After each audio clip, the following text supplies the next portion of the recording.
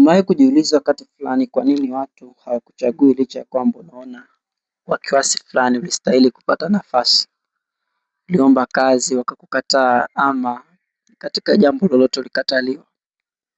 Katika Biblia yuko mtu ambaye alikutana na uzoefu unaofanania na huo. Yakobo wakati akiwa anatafuta mwanamke wa kuoa alikutana na Raheli. Na unaposoma Mwanzo 29:17, Raheli anaelezewa kwamba alikuwa ni mwanamke mzuri wa umbo, lakini sana alikuwa ni mzuri wa sura. Lakini katika namna ambayo haitambulikani ni nini, Yakobo akajikuta akipewa mwanamke ambaye hakuwa ni wa chaguo lake, na huyo si mwingine ni Lea.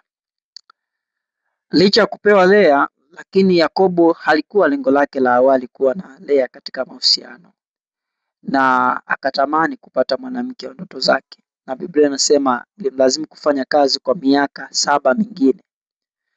Kwa kawaida ukiwa unasoma juu unaweza usitafakari Lea alikuwa akipitia situation gani ya kwamba mume wake analazimika kufanya kazi kwa miaka 7 ili amchukue mke mwingine ambaye ni mdogo wake. Lakini Lea alikuwa na sifa tulivu na ya pekee ukimlinganisha na Raheli. Kwa sababu ukiendelea kusoma kisa cha Yakobo utagundua wakati Yakobo anaondoka kurejea nyumbani, Raheli aliiba miungu ya baba yake.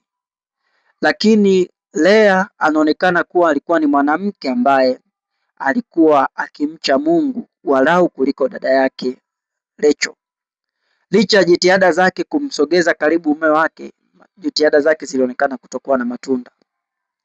Na jambo la kushangaza zaidi linakuja pale ambapo Lea anaanza kuzaa watoto, lakini Raheli hana watoto.